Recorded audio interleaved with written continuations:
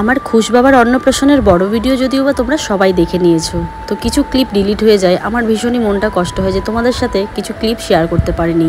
যারা যারা দেখোনি তারা আমার চ্যানেলে গিয়ে খুশসোনার বড় ভিডিওটা দেখে এসো। সকাল সকাল খুশসোনাকে স্নান করিয়ে নিয়ে রান্নাবান্না করে সবাই মিলে চলে আসলাম মদনমোহন বাড়িতে। যেহেতু আমাদের কালওষুধ চলছে তাই মন্দিরের ভিতরে ঢুকতে পারিনি। সকালবেলা বরমশাই এসে এখানে পায়েসের জন্য সমস্ত কিছু দিয়ে গেছিল।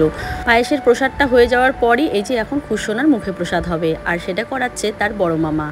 আমার খুশসোনাকে মুটুক আর মালা পরে দেখো একদম ছোট্ট বরের মতো লাগছে, আর মামা দেখো খাইয়ে দিচ্ছে। প্রথম একটু কান্না করছিল, তারপর যেই না মিষ্টিটা একটু মুখে লাগলো তখন নাকি ভালোভাবেই খেয়েছে। আমাদের নিয়মে আছে মা বাবা ছেলের অন্নপ্রাশন, ছেলের বিয়ে এসব দেখতে হয় না, তো যেহেতু ছেলের অন্নপ্রাশন চলছিল আমরা কিন্তু দেখিনি। প্রথমে মামা খাইয়ে দেওয়ার পর বাড়ির সবাই এক এক করে খাইয়ে দেয়। তারপর ওই যে একটা নতুন উদ্যোগ নিয়েছিলাম, তোমাদেরকে বলেছিলাম সবাই মিলে আমরা রান্নাবান্না করেছিলাম যে মন্দিরের পাশে যারা থাকে সামর্থ্য মতো তাদের কিছু খাওয়াবো। তো আজ খাওয়ানো হয়েছে এই যে ভুনা খিচুড়ি, আর সাথে হচ্ছে পনিরের তরকারি। আচ্ছা, একটা মন্দিরে কি মানুষ মাছ মাংস বানিয়ে নিয়ে যায় কিংবা ডিম বানিয়ে নিয়ে যায়?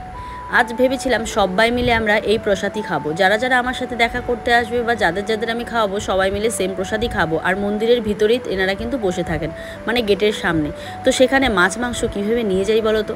আমার কিছু ভিউয়ার্সের কমেন্ট, কেন তাদের মাছ মাংস বানিয়ে নিয়ে খাওয়ানো হলো না। তবে চিন্তা করো না, কোনো একদিন যদি আমার সময় সুযোগ ভগবান করে দেয় তাদের একদিন ভালো করে আমি মাছ মাংস বানিয়ে খাওয়াবো। তোমরা শুধু আশীর্বাদ করো, তবে চেষ্টা করো নিজেরা একবেলা না খেয়ে এদের মতো মানুষকে খাওয়ানো।